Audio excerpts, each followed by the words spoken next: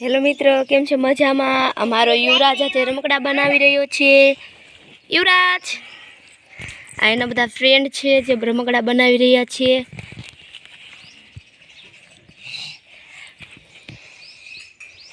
જાનવી,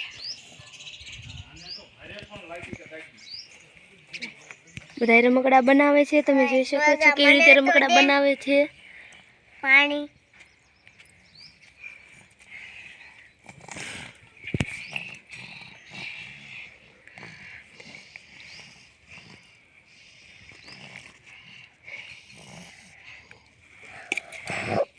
લ્યો, રમકડું તો તૂટી ગયું.